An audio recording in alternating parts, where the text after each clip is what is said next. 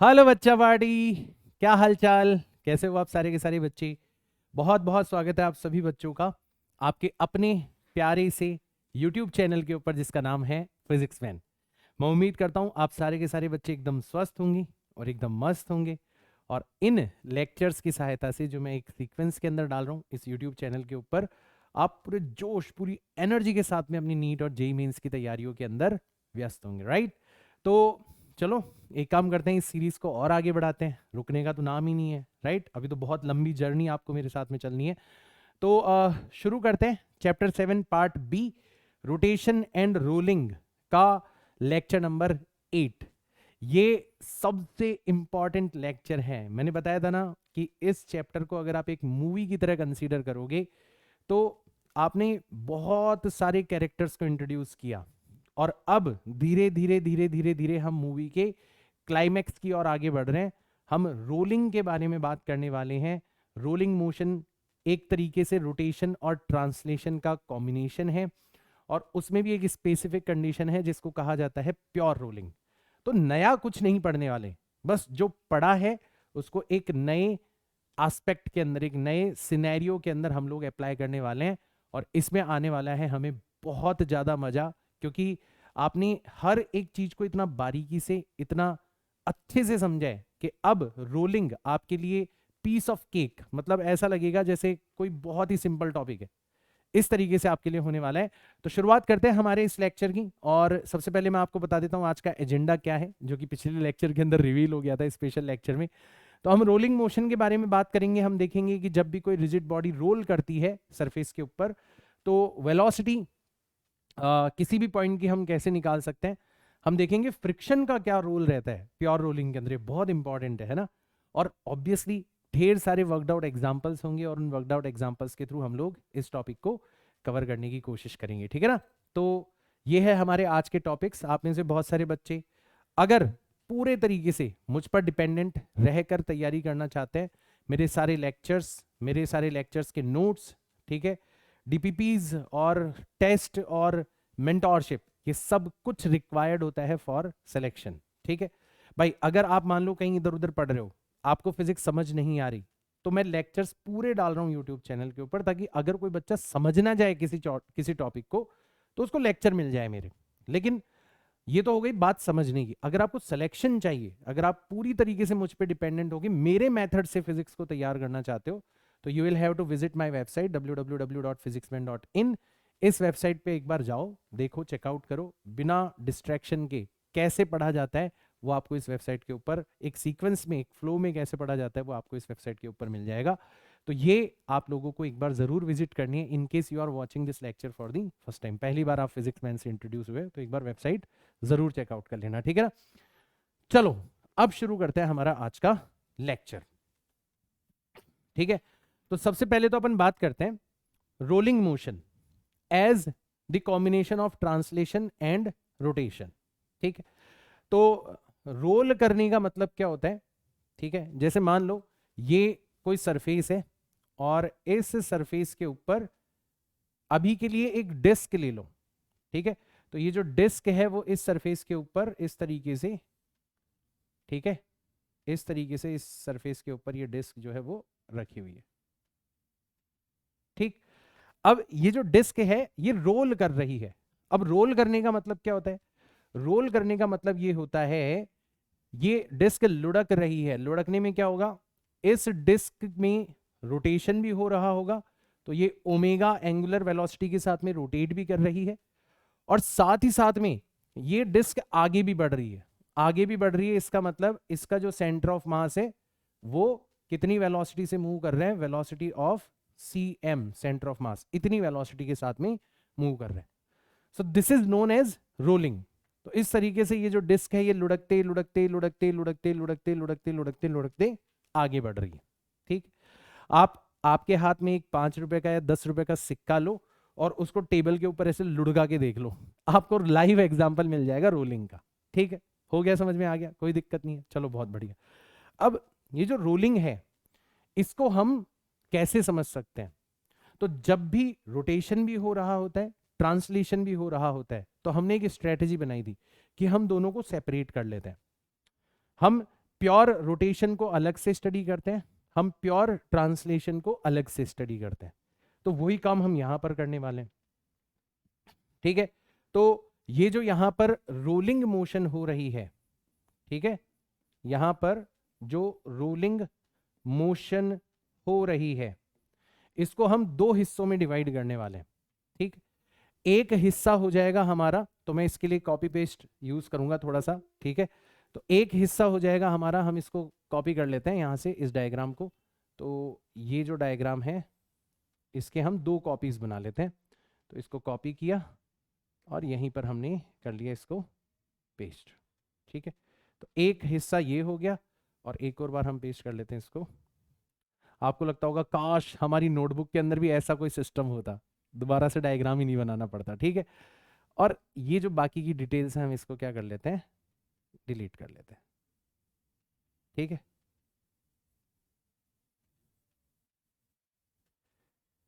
ठीक, चलो चलो वापस से चलते हैं हम हमारे स्लाइड शो पर, आ जाओ।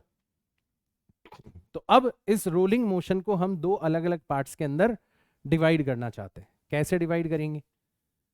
तो हमने क्या करा, हमने इस रोलिंग के अंदर जो ट्रांसलेशन हो रहा है उसको अलग से विजुअलाइज किया।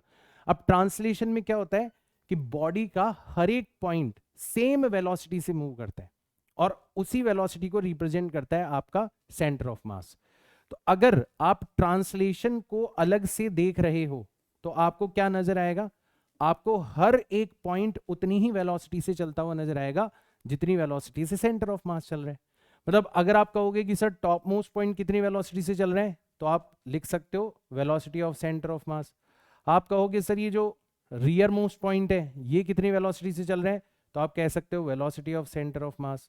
आप कह सकते हो कि सर ये बॉटम मोस्ट पॉइंट है ये कितनी वेलोसिटी से चल रहा है, this is also moving with velocity of centre of मास। ऐसे आपका जो फॉरवर्ड पॉइंट है ये भी वेलोसिटी ऑफ सेंटर ऑफ मास से मूव कर रहा है। हर पॉइंट जो है ये पूरी की पूरी बॉडी जो है बिना रोटेट करें आगे बढ़ रही है। ये तो हो गया ट्रांसलेशन।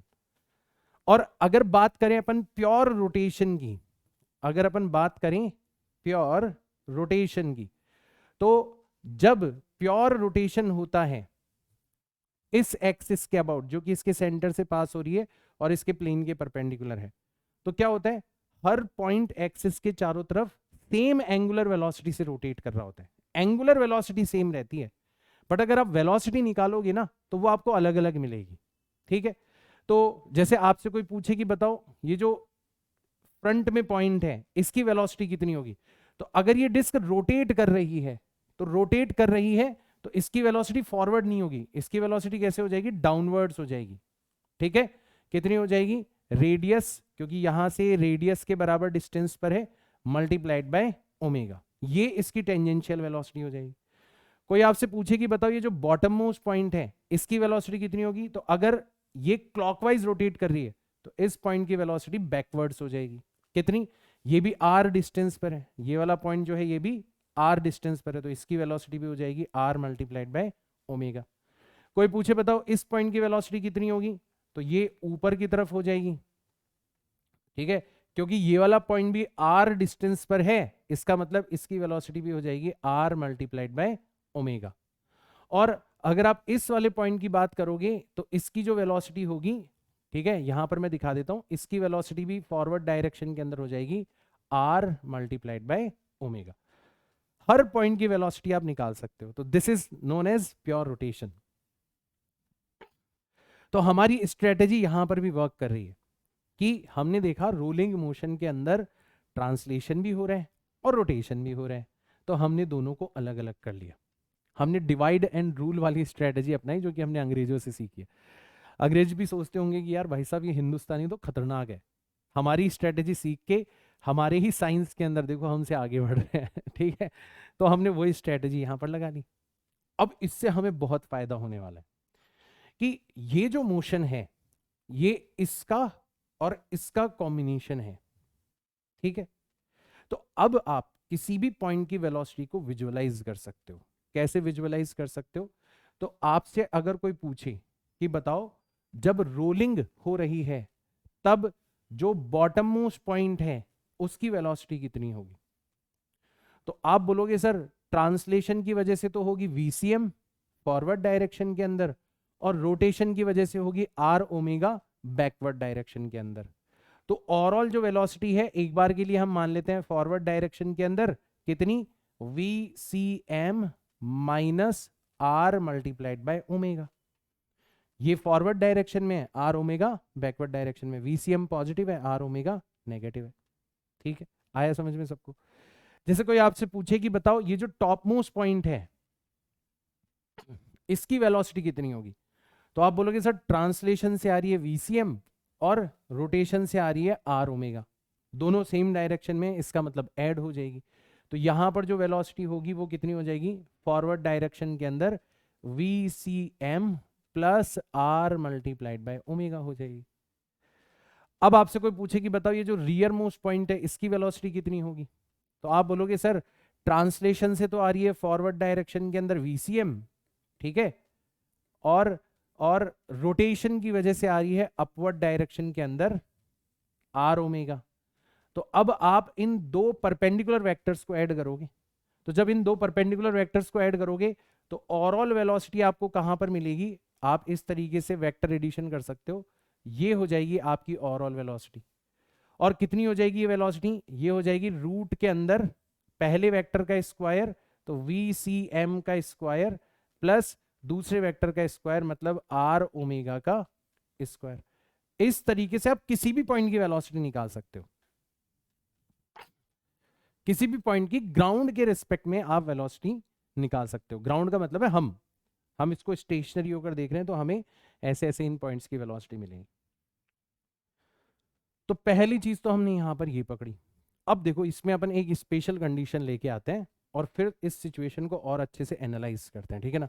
तो स्पेशल कंडीशन क्या है हमारी वो मैं आपको बताता हूं, ठीक है। तो स्पेशल कंडीशन है जिसको बोला जाता है प्योर रोलिंग, ठीक है, स्पेशल कंडीशन, और इसको हम बोलते हैं प्योर रोलिंग, ठीक है, प्योर रोलिंग बोला जाता है इसको। अब ये किस कंडीशन को कहा जाता है वो अपन देखते हैं पहले।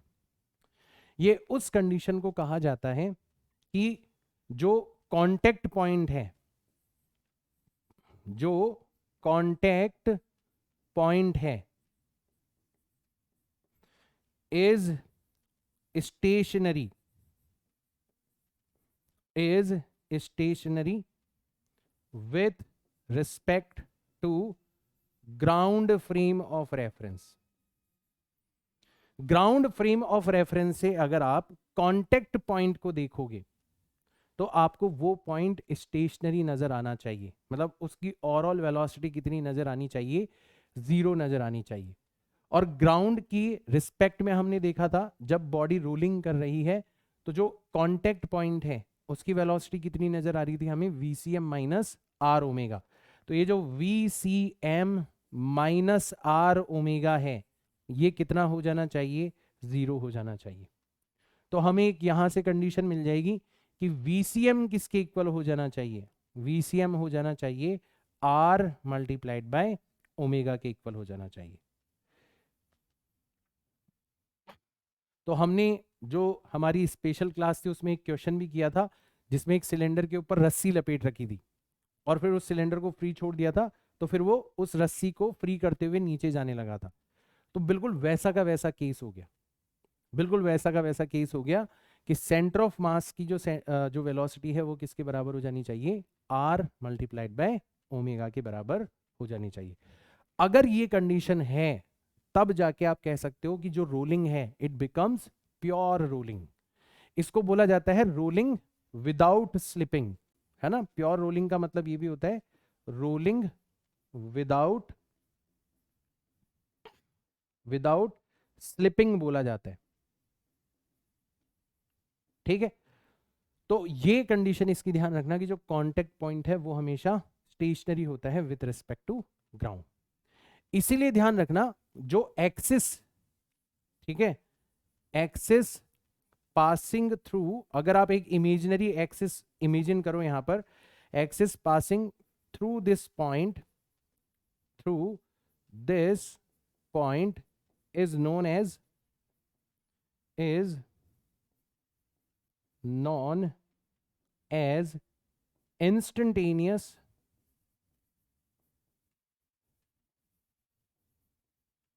axis of rotation।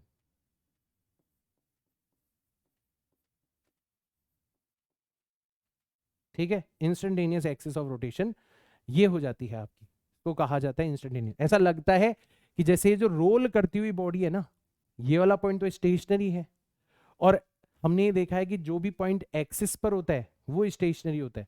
तो यहां से अगर हम किसी एक्सिस को पास होते हुए मानेंगे तो हमें लगेगा कि यार इस एक्सिस के अबाउट ये पूरी की पूरी बॉडी रोटेट कर रही है। कितनी एंगुलर वेलोसिटी से? ओमेगा से। तभी ये जो पॉइंट है सेंटर ऑफ मास, ये आर डिस्टेंस पर है, तो इसकी वेलोसिटी कितनी हो जाएगी? R omega. और ये वाला पॉइंट जो 2r डिस्टेंस पर है उसकी वेलोसिटी हो जाएगी 2r ओमेगा। और ये वाला पॉइंट जो है यहां से तो खुद से एक्सिस पास हो रही है, इसकी वेलोसिटी हो जाएगी 0। तो इस एक्सिस से, इस पॉइंट से पास होने वाली एक्सिस को क्या बोला जाता है? In case of pure rolling क्या बोला जाता है? उसको इंस्टेंटेनियस एक्सिस ऑफ रोटेशन बोला जाता है। जस्ट नाम ध्यान रख लेना, बाकी इसका कुछ ऐसा बहुत ज्यादा रोल है नहीं। तो हमारे सिलेबस के अंदर प्योर रोलिंग जो है उसको हमने स्टडी करना है, ठीक है। तो प्योर रोलिंग की कंडीशन हमें पता पड़ गई। Now we are ready to move ahead. अब हम तैयार हैं आगे बढ़ने के लिए। तो सबसे पहले तो अपन ये देख लेते हैं कि जब कोई बॉडी रोल कर रही होती है तो उसकी पेरीफेरी पर जो पॉइंट्स होते हैं उनकी वेलोसिटी कितनी होती है, ठीक है। वैसे तो हमें पता पड़ गया कि इस वाले पॉइंट की वेलोसिटी 0 हो जाएगी, इस वाले पॉइंट की वेलोसिटी कितनी हो जाएगी? VCM की जगह भी आर ओमेगा रख दोगे तो 2r ओमेगा हो जाएगी। बट हम एक जनरल फॉर्मूला बना लेते हैं, और जनरल फॉर्मूले के माध्यम से हम लोग क्या करेंगे? किसी भी पॉइंट की वेलोसिटी निकाल लेंगे। तो पहले तो अपन एक बार वो देख लेते हैं, और फिर अपन बात करते हैं कि यार रोलिंग के अंदर, क्योंकि बॉडी रोल कर रही है, रोटेट कर रही है, तो रोटेशन के लिए जो उसको टॉर्क रिक्वायर्ड है वो कहां से आ रहा है? फ्रिक्शन का क्या रोल है? ऐसे अब अच्छे अच्छे क्वेश्चंस यहां पर खड़े होने वाले हैं, ठीक है। तो अभी तो हमने जस्ट रोलिंग को डिफाइन किया है, उसके एक स्पेशल केस को डिफाइन किया है। अब अपन इसकी पूरी पड़ताल करने वाले हैं, मतलब एक एक चीज को हम बारीकी से देखने वाले हैं कि भैया रोटेशन हो रहा है तो टॉर्क कहां से आ रहा है, फ्रिक्शन की जरूरत है या नहीं है, बिना फ्रिक्शन के भी रोलिंग हो सकती है या नहीं हो सकती। बहुत सारी चीजें अब हम लोग यहाँ पर आराम से एक एक चीज को अच्छे से देखते हुए डिस्कस करने वाले हैं, right. So be ready for that. चलते हैं आगे, यहाँ से आगे बढ़ते हैं। सबसे पहले एक छोटा सा काम कर लेते हैं अपन, वेलोसिटी को अपन एक बार यहाँ पर अच्छे से एनालाइज कर लेते हैं, ठीक है ना। तो मैं एक काम करता हूँ, वापस से एक बॉडी यहां पर शो कर देता हूं जो कि रोल कर रही है, और थोड़ा सा डायग्राम जो है मैं यहां पर बड़ा बना देता हूं, ठीक है। तो ये बॉडी इस सरफेस के ऊपर रोल कर रही है। अभी अभी आपने बताया था कि सर रोलिंग के अंदर जो ओवरऑल वेलोसिटी होती है with respect to ground, with respect to ground, वो हम कैसे निकालते हैं? तो हम क्या करते हैं, ये वाली जो लाइन है इसको हम रेफरेंस लाइन ले लेते हैं। ये हमारी रेफरेंस लाइन हो गई। यहां से इन जनरल हम लोग चलते हैं कितने एंगल के ऊपर? थीटा एंगल पर।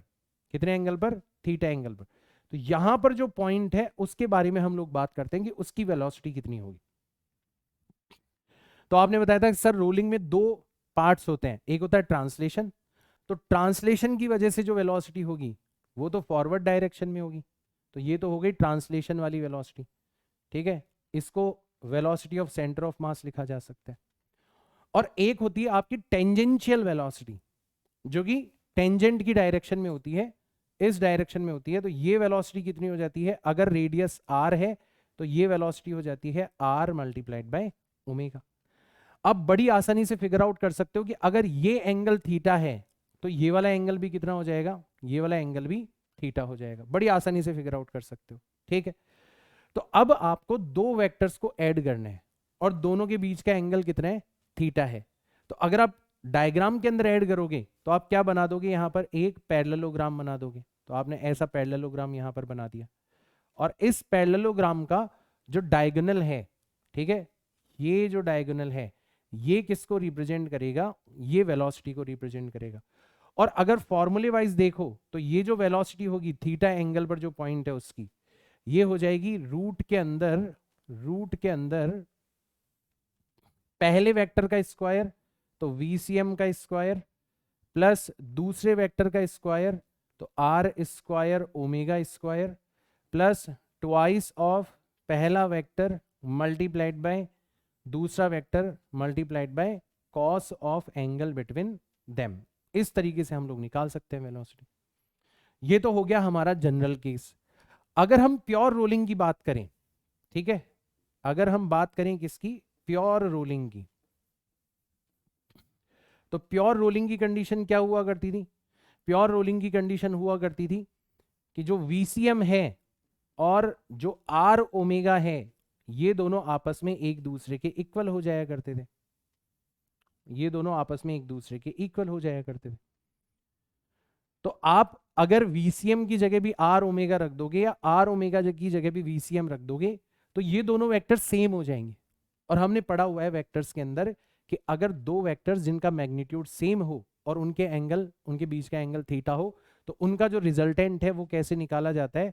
तो उनका रिजल्टेंट हो जाता है ट्वाइस ऑफ ईच वेक्टर।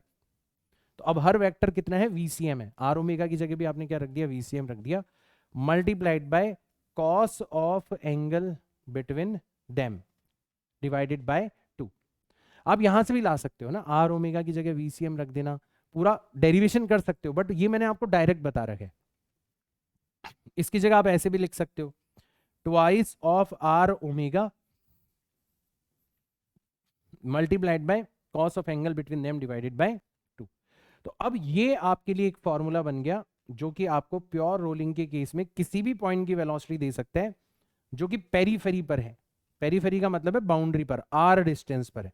अगर कोई और डिस्टेंस पर होगा तो फिर R की जगह आपको वो वाली डिस्टेंस रखनी है, ठीक है। तो ये चीज हमें यहां पर पता पड़ गई। तो किसी भी पॉइंट की निकाल सकते हैं। जैसे मान लो आपसे कोई पूछे कि बताओ, आपसे कोई पूछे कि बताओ टॉप मोस्ट पॉइंट की वेलोसिटी कितनी होगी, और हम ग्राउंड के रिस्पेक्ट में निकाल रहे हैं अपन अभी, ठीक है ना। तो टॉप मोस्ट पॉइंट की वेलोसिटी कितनी होगी, मतलब V0 डिग्री कितनी होगी, 0 डिग्री पर जो पॉइंट है। तो हम यहां पर थीटा की जगह कितना रख देंगे? 0 रख देंगे। कॉस 0 की वैल्यू कितनी होती है? 1। तो आप बड़ी आसानी से निकाल सकते हो कि टॉप मोस्ट पॉइंट की जो वेलोसिटी है वो ट्वाइस ऑफ VCM भी लिखा जा सकता है, या 0 डिग्री पर जो पॉइंट है उसकी velocity twice of R omega भी लिखा जा सकता है। और यही हमने देखा था, हाँ यार ऐसा ही होता है। चलो, अगर आपसे कोई पूछे कि जो पॉइंट इन फ्रंट, जो बिल्कुल सामने वाला पॉइंट है, ये वाला पॉइंट, इसकी वेलोसिटी कितनी होगी, तो ये वाला पॉइंट यहां से 90 डिग्री पर होगा, 90 डिग्री पर होगा, मतलब हमसे V90 डिग्री पूछा है। अब जैसे यहां पर 90 रखेंगे तो cos 90 डिवाइडेड बाय 2 cos 45 हो जाएगा। cos 45 की वैल्यू कितनी होती है? 1/√2। तो आप बड़ी आसानी से निकाल सकते हो कि V90 डिग्री जो होगा वो हो जाएगा 2VCM डिवाइडेड बाय 1/√2, यानी कि √2 टाइम्स VCM हो जाएगा। इसी को आप √2 टाइम्स R ओमेगा भी लिख सकते हो। बिल्कुल सही, बिल्कुल सही है, हम डायग्राम से भी निकाल सकते हैं,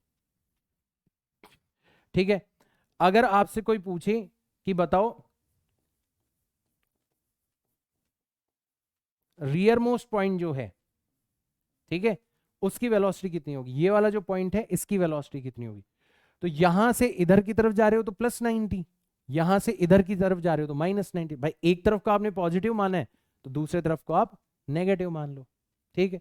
या फिर पूरा काउंट करोगे तो 90, 90, 180 और यहां पर 90 आओगे तो 270 डिग्री हो जाएगा। तो ये भी अगर आप निकालोगे तो V270 डिग्री लिख लो, तो ये भी कितना निकल के आएगा आपका? √2 टाइम्स VCM निकल के आएगा, निकाल के देख लेना। या फिर इसको भी आप लिख सकते हो √2 टाइम्स R ओमेगा, ठीक है। और सबसे इंपॉर्टेंट जिसके बेसिस पे हमने प्योर रोलिंग को डिफाइन किया था वो है आपका point in contact. Point in contact, जो कांटेक्ट पॉइंट है उसकी वेलोसिटी कितनी होगी, मतलब जो 180 डिग्री पर होगा आपकी रेफरेंस लाइन से, उसकी वेलोसिटी कितनी होगी। तो यहां पे आपने 180 रखा, 180 डिवाइडेड बाय 2 का मतलब क्या होता है? 90, और cos 90 कितना होता है? 0। तो ये जो वेलोसिटी है ये कितनी हो जाएगी? 0 हो जाएगी। इसका मतलब हमारा जो फॉर्मूला है वो बिल्कुल सही वर्क कर रहा है। हमने 4 पॉइंट से चेक कर लिया कि हाँ यार वाकई हमारा फॉर्मूला बिल्कुल सही वर्क कर रहा है। अब हम किसी भी पॉइंट की वेलोसिटी निकाल सकते हैं। आया सबको समझ में? ठीक है, चलो बहुत बढ़िया। तो अब ऐसे छोटे मोटे क्वेश्चन जो है आप खुद ही कर दोगे। जैसे एक व्हील है, is rolling along the ground with a speed of 2 metre per second, मतलब उसके सेंटर ऑफ मास की स्पीड आपको कितनी दे रखी है, 2 मीटर पर सेकेंड। चलो भैया, VCM आपको कितना दे दिया, 2 मीटर पर सेकेंड। भाई ओवरऑल व्हील की वेलोसिटी का मतलब क्या हुआ, उसके सेंटर ऑफ मास की वेलोसिटी, ठीक है ना। The magnitude of the linear velocity of the points at the extremes of horizontal diameter, ठीक है, मतलब या तो फ्रंट वाला पॉइंट ले लो या फिर रियर वाला पॉइंट ले लो, ठीक है, उनकी वेलोसिटी आपको बतानी है। तो अभी अभी हमने देखा था कि आपका फ्रंट वाला पॉइंट ले लो या फिर आपका रियर वाला पॉइंट ले लो, वेलोसिटी कितनी हो जाती है, √2 टाइम्स VCM हो जाती है। यानी कि सीधा सीधा आपका आंसर आ जाएगा 2√2 मीटर पर सेकेंड, ये हो जाएगा आपका आंसर। अब बताओ इस क्वेश्चन के अंदर क्या बचा है ऐसा, आप तो किसी भी पॉइंट पर निकाल सकते हो, तो आपको डायरेक्ट क्वेश्चन पूछ लिया गया।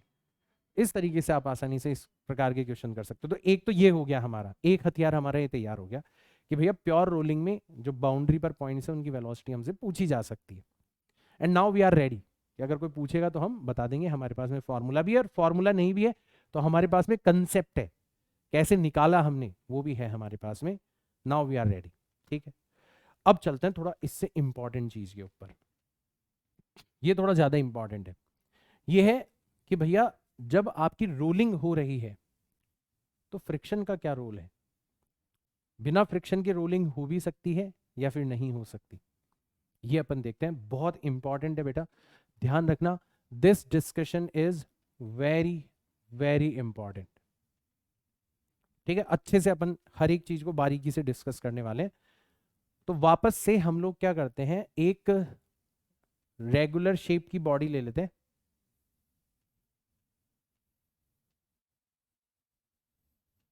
ठीक है। तो हमने एक रेगुलर शेप की बॉडी यहां पर ले ली। अब ये कुछ भी हो सकता है ना, ये मतलब रिंग भी हो सकती है, ये डिस्क भी हो सकती है, ठीक है, ये स्फीयर भी हो सकता है, हॉलो और सॉलिड, है ना। रेगुलर शेप की बॉडी जो लुढ़क सकती है, अभी हम उसी बॉडी के बारे में बात कर रहे हैं, ठीक। और ये रोलिंग कर रही है, रोल कर रही है, रोल का मतलब समझ गए, रोटेशन भी और ट्रांसलेशन भी। अब इसको अगर आपको रोल करवाना है, नोटिस करो मैंने आपको जो सिक्के वाला एग्जांपल बताया था कि एक सिक्का लो और उसको रोल करवाओ, तो आपको थोड़ा पुश करना पड़ता है, आपको फोर्स लगाना पड़ता है, ठीक है। तो मान लो इस बॉडी को अगर आपको रोल करवाना है तो आप सेंटर से, ये तो रहा सेंटर इसका, ठीक है, मान लो सेंटर से कुछ ऊंचाई पर, जैसे इस वाले पॉइंट पर, तो ये सेंटर से कितनी ऊंचाई पर है, ये सेंटर से h ऊंचाई पर है। तो अगर आप इस बॉडी को मूव करवाना चाहते हो, मतलब रोटेट भी करवाना चाहते हो, ट्रांसलेट भी करवाना चाहते हो, तो आपको कुछ ना कुछ तो छेड़ना पड़ेगा ना इसको। तो मान लो आप सेंटर से h हाइट के ऊपर फोर्स लगाते हो यहां पर, तो यहां पर आपने फोर्स लगाया, ये फोर्स आपने लगाया, ठीक है। तो ये वाला फोर्स किसने लगाया है, ये आपने लगाया है, ठीक। अभी अभी आपने बताया था कि जैसे ही आप फोर्स लगाते हो, ठीक है, तो अब क्या होगा, इस फोर्स की वजह से टॉर्क प्रोड्यूस होगा, ठीक है भाई। ये जो एक्सिस है इसके अबाउट इस फोर्स का टॉर्क कितना होगा वो आप बड़ी आसानी से निकाल सकते हो, और उस टॉर्क की वजह से ये बॉडी रोटेट करेगी, ठीक है। और क्योंकि आपने फोर्स लगा दिया तो फोर्स की वजह से ये बॉडी आगे जाके ट्रांसलेट भी करेगी। भाई किसी बॉडी के ऊपर एक्सटर्नल फोर्स लगाते हो तो एक्सेलरेशन भी आएगा। लेकिन अगर अगर मान लो इस बॉडी को ऐसी सरफेस के ऊपर रखा गया है जो कि स्मूथ नहीं है, जो कि फ्रिक्शन वाली सरफेस है, ठीक है, तो जैसे ही आप फोर्स लगाओगे इस बॉडी के अंदर स्लिप करने की टेंडेंसी आएगी। भाई आपने फोर्स लगा दिया तो एक्सेलरेट करने की कोशिश करेगी, और उसको रोकने की कोशिश कौन करेगा, फ्रिक्शन। तो ये वाला जो पॉइंट है ना, पॉइंट ऑफ कांटेक्ट है, यहां पर आपको फ्रिक्शन लगता हुआ नजर आएगा। अगर बॉडी आगे की तरफ स्लिप करने की टेंडेंसी रखती है तो इन जनरल फ्रिक्शन जो लगेगा वो आपका बैकवर्ड डायरेक्शन में लगेगा, ठीक, फ्रिक्शन आपका बैकवर्ड डायरेक्शन में लगेगा। अब दो फोर्स हो गए बॉडी के ऊपर, ये वाला फोर्स इसके अबाउट क्लॉकवाइज रोटेट करना चाहता है, और ये जो फ्रिक्शन आया ये भी इसके अबाउट देखोगे तो क्लॉकवाइज ही रोटेट करना चाहता है। दोनों फोर्सेस का जो टॉर्क होगा वो क्लॉकवाइज प्रोड्यूस होगा। तो अगर आपसे कोई पूछे कि बताओ इस सिचुएशन के अंदर नेट टॉर्क कितना प्रोड्यूस हो रहा है, नेट टॉर्क कितना प्रोड्यूस हो रहा है, तो दो फोर्स हैं, दोनों फोर्स की वजह से टॉर्क प्रोड्यूस हो रहा है। तो एक तो हो गया F मल्टीप्लाइड बाय H, ये भी आपका क्लॉकवाइज है, ठीक है, और एक है आपका friction F multiplied by R, ठीक है। तो हम about axis through centre of मास, हम उस एक्सिस के अबाउट बात कर रहे हैं जो कि सेंटर ऑफ मास से पास हो रही है और इसकी प्लेन के परपेंडिकुलर। तो उसके अबाउट अगर आप टॉर्क निकालोगे, इस एक्सिस के अबाउट अगर आप टॉर्क निकालोगे, तो इसका जो टॉर्क आएगा क्लॉकवाइज होगा, F multiplied by H, perpendicular distance H होगी, और इसका जो टॉर्क आएगा ये कितनी डिस्टेंस पर हो जाएगा, ये आपके एक्सिस से रेडियस के बराबर डिस्टेंस पर हो जाएगा, F मल्टीप्लाइड बाय R, ये भी हो जाएगा आपका क्लॉकवाइज। अब क्योंकि दोनों के दोनों क्लॉकवाइज हैं, इसका मतलब दोनों टॉर्क आपस में हो जाएंगे ऐड, दोनों टॉर्क हो जाएंगे आपस में ऐड। और हमें पता है कि जब बॉडी का हम रोटेशन स्टडी करते हैं तो टॉर्क किसके इक्वल होता है, टॉर्क होता है moment of inertia multiplied by angular acceleration. तो ये जो नेट टॉर्क प्रोड्यूस हो रहा है ये किसके इक्वल हो जाएगा, moment of inertia I multiplied by angular acceleration alpha, इसके इक्वल हो जाए। तो एक तो हमने रोटेशन को स्टडी कर लिया यहां पर, ठीक है, तो ये तो बात हो गई किसकी, प्योर रोटेशन की। अब अपन बात करते हैं प्योर ट्रांसलेशन की।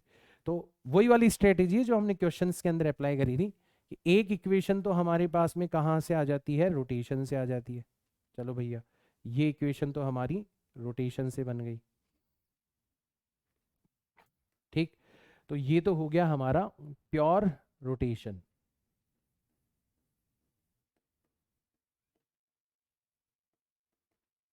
ठीक, अब अपन बात करते हैं प्योर ट्रांसलेशन की, ठीक है। तो एक और इक्वेशन बनाते हैं यहां पर कि जो नेट फोर्स होगा, नेट फोर्स होगा, ठीक है, देखो mg लगेगा डाउनवर्ड और नॉर्मल लगेगा ऊपर, तो वो दोनों तो आपस में बैलेंस हो जाएंगे। तो अपन यहां पर नेट फोर्स बात कर रहे हैं हॉरिजॉन्टल डायरेक्शन में, किस डायरेक्शन में, हॉरिजॉन्टल डायरेक्शन में। क्यों, क्योंकि वर्टिकल फोर्सेस तो आपस में एक दूसरे को बैलेंस कर रहे हैं। अब यहां पर अगर ये दोनों फोर्सेस एक दूसरे को बैलेंस नहीं करेंगे तो बॉडी आपको आगे बढ़ती हुई नजर आएगी, ठीक है।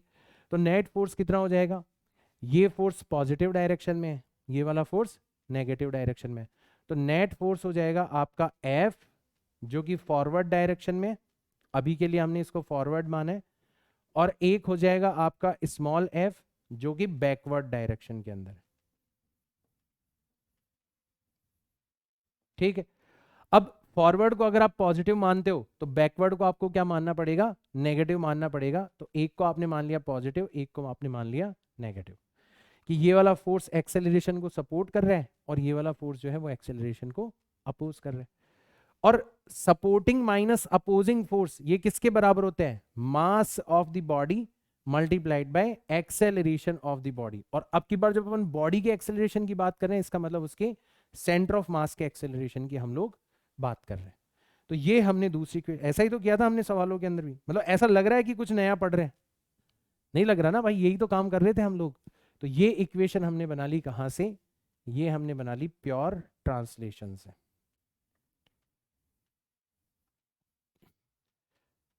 ये इक्वेशन हमने बना ली कहां से, प्योर ट्रांसलेशन, यहां से बना ली, ठीक। फिर एक हमारी ब्रिज इक्वेशन होती थी, वो तो सबको पता ही है, और यहां पर तो आपने उसको बहुत अच्छे से स्पेसिफाई भी कर दिया, ठीक है ना। तो ब्रिज इक्वेशन क्या होती थी, ठीक है। तो अब तो खैर आपने यहां पर स्पेसिफाई कर ही दिया कि फॉर प्योर रोलिंग, अगर आप प्योर रोलिंग की बात करते हो तो आपकी एक ब्रिज इक्वेशन आपको बनते हुए नजर आएगी। जो दोनों को आपस में कनेक्ट करती है। क्या कि आपका जो सेंटर ऑफ मास का एक्सेलरेशन होगा, ठीक है, ये किसके इक्वल हो जाएगा, आर मल्टीप्लाइड बाय एल्फा के इक्वल हो जाएगा। या फिर आप ऐसे भी लिख सकते हो, या फिर एल्फा जो होगा वो किसके इक्वल हो जाएगा, सेंटर ऑफ मास का एक्सेलरेशन डिवाइडेड बाय आर के इक्वल हो जाएगा। तो ये जो इक्वेशन बनती है आपकी, इस इक्वेशन को हमने क्या नाम दिया था, ब्रिज नाम दिया था। क्यों? क्योंकि ये दोनों को आपस में क्या करती है, कनेक्ट करती है। तो अब आप सिमिलैरिटी देख रहे हो कि हाँ यार ये तो बिल्कुल सिमिलर है, तो ये हमारी ब्रिज इक्वेशन हो गई।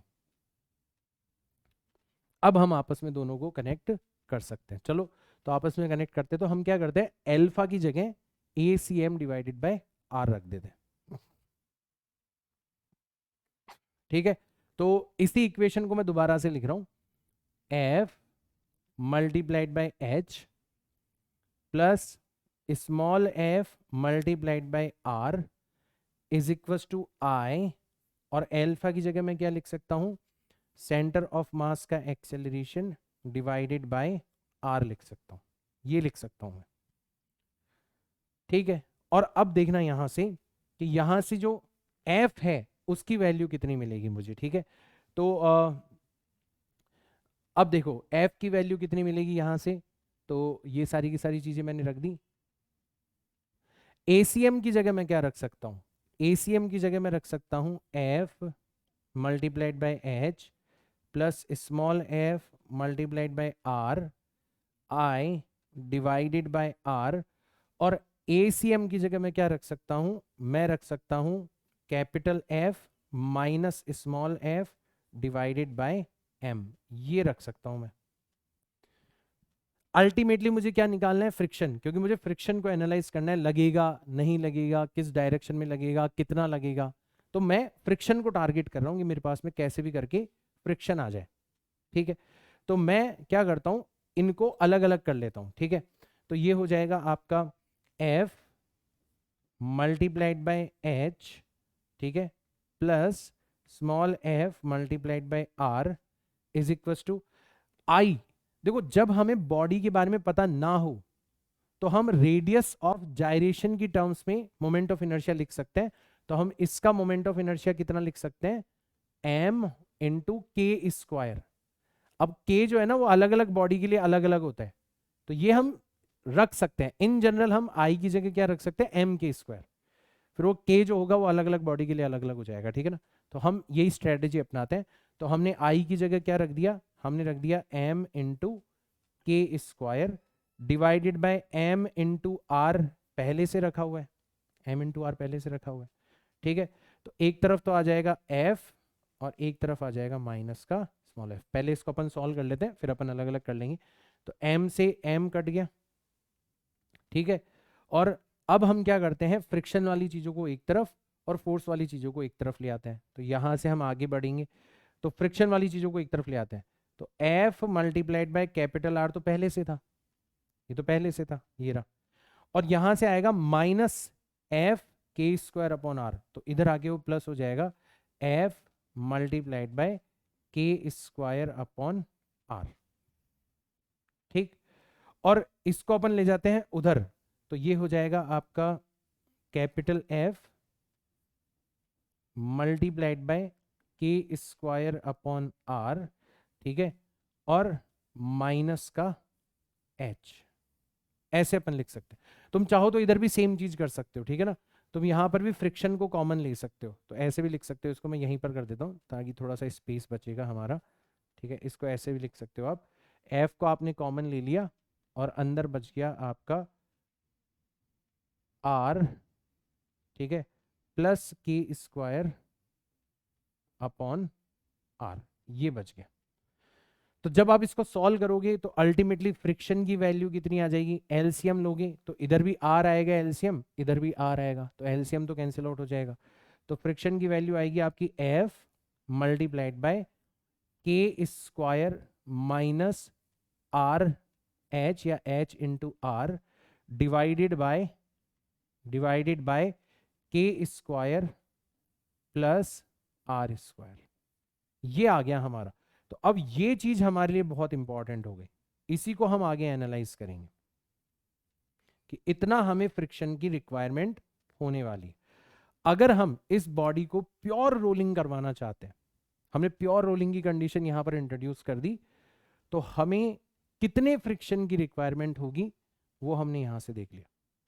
अब देखो कितने फ्रिक्शन की रिक्वायरमेंट होगी वो किस किस चीज के ऊपर डिपेंड कर रहा है।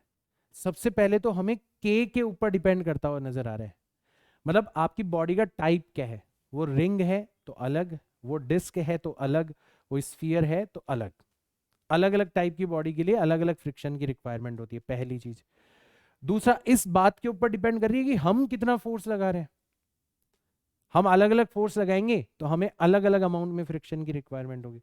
और तीसरी और सबसे इंपॉर्टेंट चीज, इस बात के ऊपर डिपेंड कर रही है कि हम फोर्स कहां पर लगा रहे हैं। एच के ऊपर डिपेंड कर रहा है, हम कहां पर फोर्स लगा रहे हैं उस पर भी डिपेंड कर रहा है हमारा फ्रिक्शन।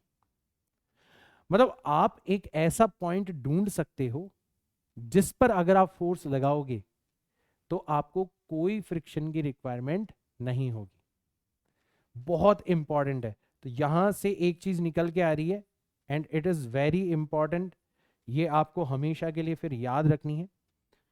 आप एक स्पेशल पॉइंट ढूंढ रहे हो, ठीक है, आप क्या ढूंढ रहे हो, एक स्पेशल पॉइंट ढूंढ रहे हो, ठीक है, at which no friction is required for pure rolling। अगर आपने उस दुखती रग पर उस स्पेशल पॉइंट के ऊपर फोर्स लगा दिया, कितना फोर्स लगाते हो एक बार के लिए भूल जाओ, ठीक है, बॉडी कौन सी है एक बार के लिए भूल जाओ, उस स्पेशल पॉइंट पर अगर आपने फोर्स लगा दिया ना, तो फिर आपको रोलिंग करवाने के लिए किसी भी प्रकार के फ्रिक्शन की रिक्वायरमेंट नहीं होगी। कैसे ढूंढेंगे, तो भैया हमें फ्रिक्शन की रिक्वायरमेंट नहीं है तो हमने एफ को कर दिया 0। अब फ्रिक्शन 0 कब आएगा, जब ये ब्रैकेट जो है ये कितना हो जाए, 0 हो जाए। इसके 0 होते ही आपका फ्रिक्शन भी 0 हो जाएगा, ठीक है। तो ये जो स्पेशल पॉइंट है ये हमें कैसे मिलेगा, जब हमारा K square minus H multiplied by R कितना हो जाए, 0 हो जाए। इसका मतलब उस स्पेशल पॉइंट की जो सेंटर से हाइट होगी वो कितनी हो जानी चाहिए, वो हो जानी चाहिए के स्क्वायर अपॉन आर, ये हो जानी चाहिए उस स्पेशल पॉइंट की हाइट। कि अगर आप सेंटर से इतनी हाइट पर फोर्स लगाओगे ना तो आपको रोलिंग के लिए किसी भी प्रकार के फ्रिक्शन की रिक्वायरमेंट नहीं होगी। आया सबको समझ में, आ रहा है सबको समझ में। एक चीज और ध्यान रखना बेटा, कि जो फ्रिक्शन हम यहां पर कंसीडर कर रहे हैं, क्योंकि रोलिंग के अंदर कांटेक्ट पॉइंट स्टेशनरी रहता है, जिस पॉइंट पर फ्रिक्शन लग रहा है ग्राउंड के रिस्पेक्ट में, इसका मतलब क्या हुआ, इसका मतलब आपका फ्रिक्शन जो होगा वो स्टैटिक फ्रिक्शन होगा। तो ये जो एफ है ना, ये ऑलवेज कैसा होगा, ये ऑलवेज ऑलवेज स्टैटिक होगा, ठीक है, फॉर प्योर रोलिंग। अगर आप प्योर रोलिंग की बात कर रहे हो तो ये चीज भी आप ध्यान रख लेना। ऐसा थोड़ा स्टेटमेंट वाले क्वेश्चन वगैरह बनते हैं, तो ऐसी छोटी मोटी चीजें आपके काम आती रहती। तो अब आप पूछोगे सर इस डिस्कशन का कंक्लूजन क्या है, इस डिस्कशन से हम आगे क्या लेके बढ़े, क्या क्या हमने समझा, एक बार मैं समराइज कर देता हूं। तो इस डिस्कशन से हमने ये समझा कि अगर हमें किसी बॉडी को किसी हॉरिजॉन्टल सरफेस के ऊपर रोल करवाना है तो हमें उस बॉडी के ऊपर फोर्स लगाना पड़ेगा, पहली चीज। जब हम फोर्स लगाएंगे तो हम एक ऐसा पॉइंट चूज कर सकते हैं यूजिंग दिस फॉर्मूला, उस पॉइंट पर फोर्स लगाएंगे तो कोई फ्रिक्शन रिक्वायर्ड नहीं होगा, बिना फ्रिक्शन हमारी बॉडी रोल करेगी, ठीक है। ये दूसरा पॉइंट हो गया। चलो ठीक है सर, मान लो आपने उस पॉइंट पर फोर्स नहीं लगाया, आपने किसी और पॉइंट पर फोर्स लगाया, तो किसी और पॉइंट पर फोर्स लगा रहे हो फिर भी बॉडी प्योर रोलिंग कर रही है, इसका मतलब अब आपको फ्रिक्शन की रिक्वायरमेंट होगी। आपने जो भी फोर्स लगाया है, जहां भी फोर्स लगाया है और जिस भी बॉडी के ऊपर फोर्स लगाया है, according to this you can calculate friction, इतने आपको फ्रिक्शन की रिक्वायरमेंट होगी। तो ये तीन चीजें आपने सीख ली कि कि अगर किसी बॉडी को हॉरिजॉन्टल सरफेस के ऊपर रोल करवाना है तो हमें फोर्स लगाना पड़ेगा। दूसरा पॉइंट, हम एक ऐसा पॉइंट चूज कर सकते हैं जहां पर फोर्स लगाएंगे तो फ्रिक्शन का कोई रोल नहीं होगा रोलिंग के अंदर, और अगर उस पॉइंट पर फोर्स नहीं लगाया तब हमें क्या करना पड़ेगा, फ्रिक्शन देखना पड़ेगा। अब फ्रिक्शन बैकवर्ड होगा या फिर फॉरवर्ड होगा, ये भी आप यहीं से पता लगा सकते हो, यहीं से पता लगा सकते हो, ठीक है ना। तो इसको मैं अगले पेज के ऊपर लिख देता हूं, ठीक है, कि फ्रिक्शन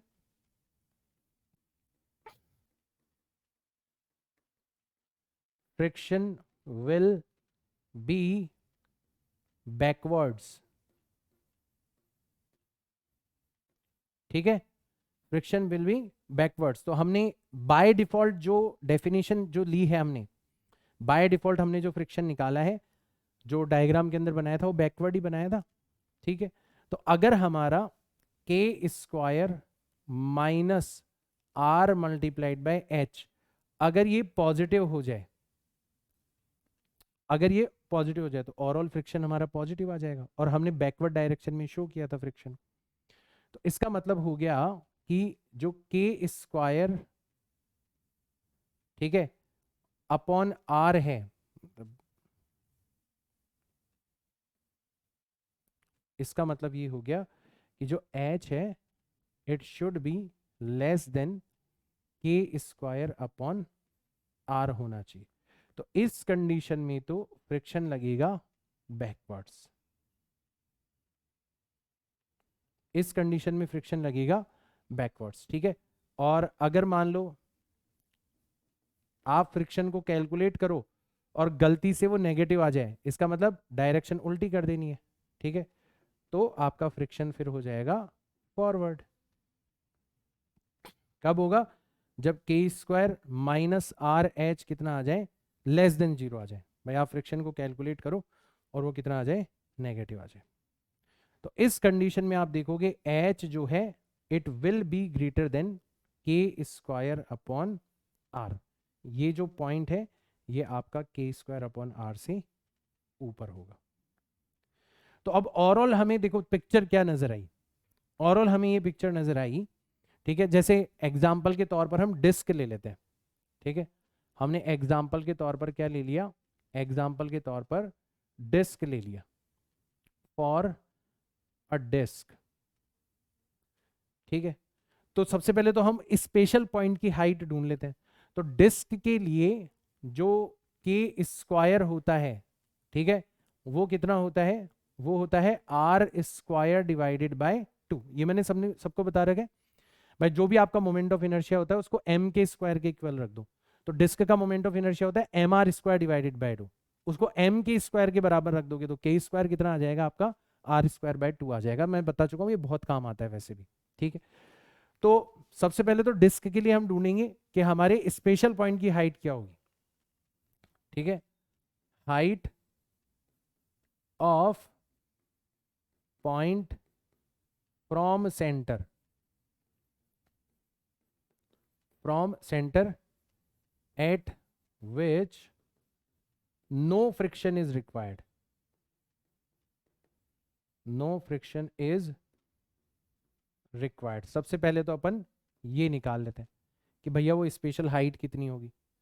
तो वो हो जाएगी आपकी आपने देखा था कि वो हाइट हो जाया करती थी आपकी h इज इक्वल टू के स्क्वायर अपॉन आर, और के स्क्वायर की जगह आप क्या रख सकते हो, आर स्क्वायर डिवाइडेड बाय 2 रख सकते हो। तो यहां पर आ जाएगा h is equal to R square divided by 2 multiplied by R, R से आर चला गया तो h कितना आ जाएगा, आर डिवाइडेड बाय 2 आ जाएगा। तो अगर आप सेंटर से इतनी हाइट के ऊपर फोर्स लगाओगे आर बाय 2 हाइट पर, तो आपको कोई फ्रिक्शन की रिक्वायरमेंट नहीं होगी, ठीक है। अब अगर आपने इस हाइट से ऊपर फोर्स लगाया, ठीक है, हाइट अगर के स्क्वायर अपॉन आर से ज्यादा हुई तो फ्रिक्शन कैसे लगेगा, ठीक है। तो अगर यहां पर हाइट की वैल्यू ज्यादा हो गई किससे, आर डिवाइडेड बाय 2 से, अगर आपने आर डिवाइडेड बाय 2 से ऊपर फोर्स लगाया तो फिर फ्रिक्शन कैसे वर्क करेगा, उस कंडीशन में आपका फ्रिक्शन फॉरवर्ड हो जाएगा, फॉरवर्ड डायरेक्शन में लगेगा। और अगर मान लो आपने h कम कर दिया r/2 के कंपैरिजन में, ठीक है, तो उस कंडीशन में जो फ्रिक्शन है वो हो जाएगा बैकवर्ड्स।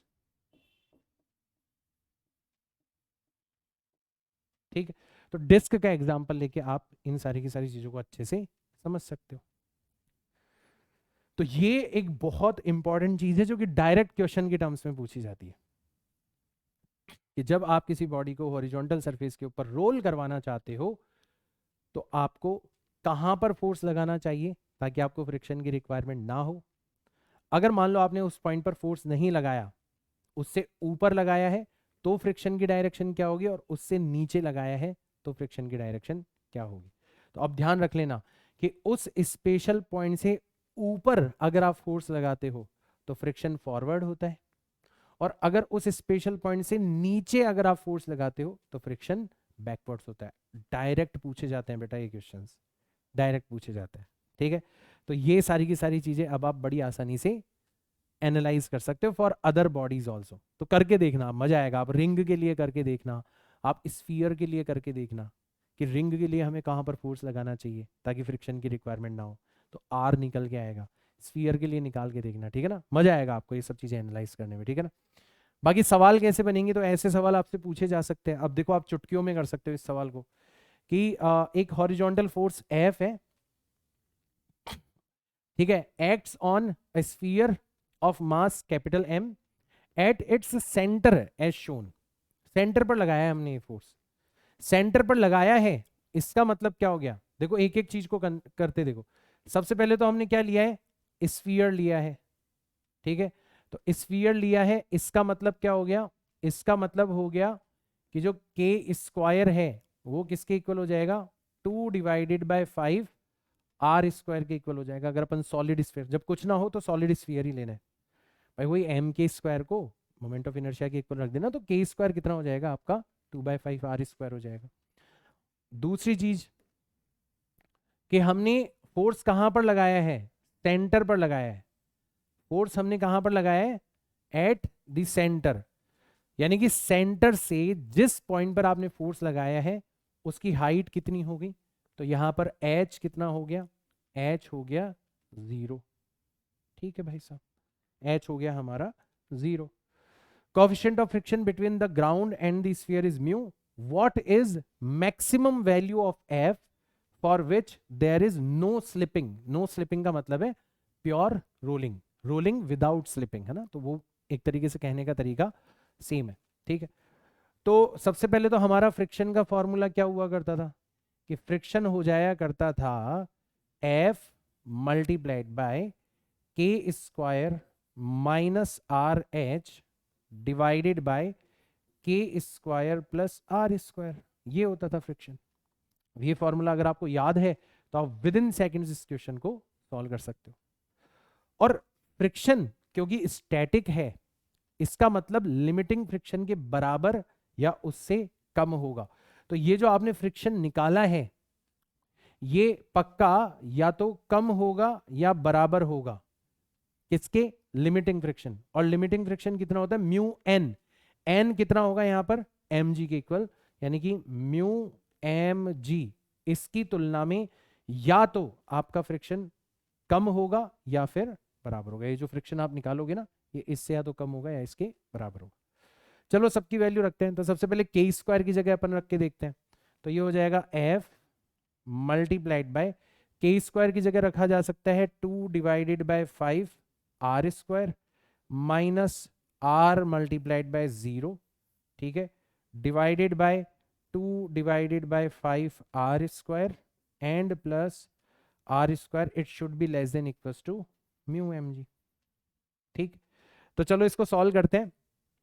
तो ऊपर तो रह गया f multiplied by 2/5 are square, और नीचे ऐड होके हो गया 7/5 आर स्क्वायर, आर स्क्वायर से आर स्क्वायर चला गया, 5 से 5 चला गया, ठीक है, it should be less than equals to mu M G. और यहां से जब आप सॉल्व करोगे तो 7 को इधर भेज दो, 2 को नीचे भेज दो, तो F must be less than और equals to 7 divided by 2 times mu M G. इससे कम होना चाहिए या फिर इसके बराबर होना चाहिए हमारा force 7 divided by 2 mu M G. या तो इससे कम होना चाहिए जो हम फोर्स लगा रहे हैं, या फिर इसके बराबर होना चाहिए अगर हम प्योर रोलिंग करवाना चाहते हैं।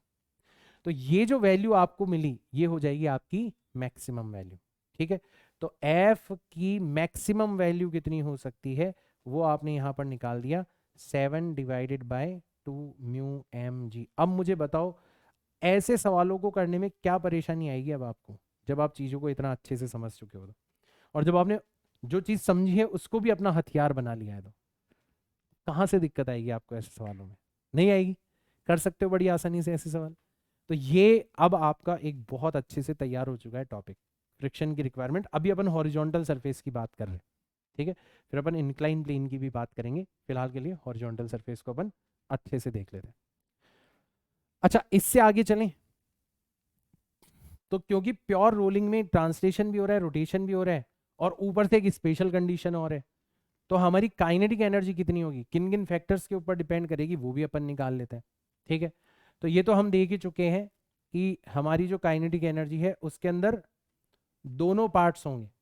ठीक है, तो उसके अंदर रोटेशनल काइनेटिक एनर्जी भी होगी। ठीक है, रोटेशनल काइनेटिक एनर्जी भी होगी, और इसके अंदर ट्रांसलेशनल काइनेटिक एनर्जी भी होगी। दोनों काइनेटिक एनर्जी यहां पर इंक्लूडेड होगी, किसमें? टोटल काइनेटिक एनर्जी में। ठीक, तो अब अलग अलग हमें इन सब के बारे में पता है। हमें पता है कि जो रोटेशनल काइनेटिक एनर्जी है, ठीक है, ये किसके बराबर होती है? ये होती है हाफ आई इंटू ओमेगा का स्क्वायर। अच्छा, प्योर रोलिंग के केस में ओमेगा की जगह आप क्या रख सकते हो? हाफ। आई की जगह रख सकते हो एम इंटू के स्क्वायर, और ओमेगा की जगह क्या रख सकते हो? V C M divided by are.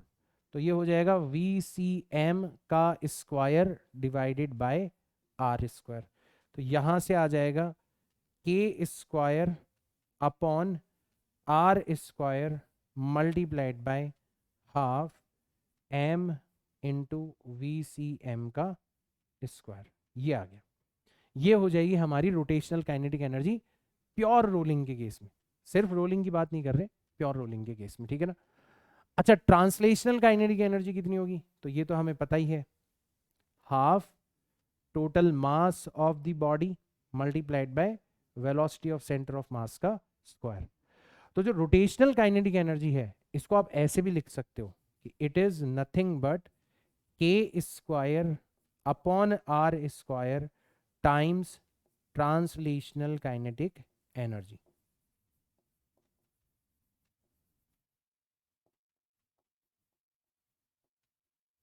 ठीक है, ऐसे भी आप लिख सकते हो। और रही बात टोटल काइनेटिक एनर्जी की, तो हम इन दोनों को ऐड कर देते हैं। हम इन दोनों को ऐड कर देते हैं, तो ट्रांसलेशनल काइनेटिक एनर्जी कितनी हो जाएगी? Half into M into V C M का स्क्वायर। ठीक है, और रोटेशनल काइनेटिक एनर्जी कितनी है? इसी का के स्क्वायर अपॉन आर स्क्वायर। तो इसको तो कॉमन ले लिया हमने, तो अंदर रह गया 1 प्लस के स्क्वायर अपॉन आर स्क्वायर। ये फैक्टर बहुत काम आने वाला है, तो इसको आप ऐसे भी लिख सकते हो कि it is nothing but 1 plus के square upon R square times times translational kinetic energy.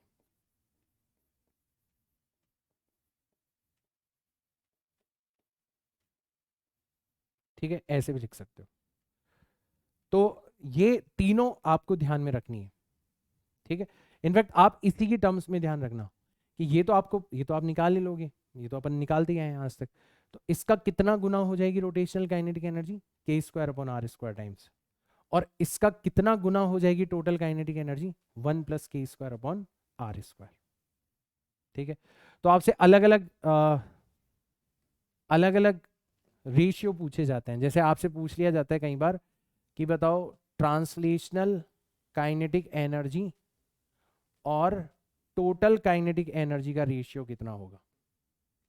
Translational kinetic energy और टोटल काइनेटिक एनर्जी का रेशियो कितना होगा।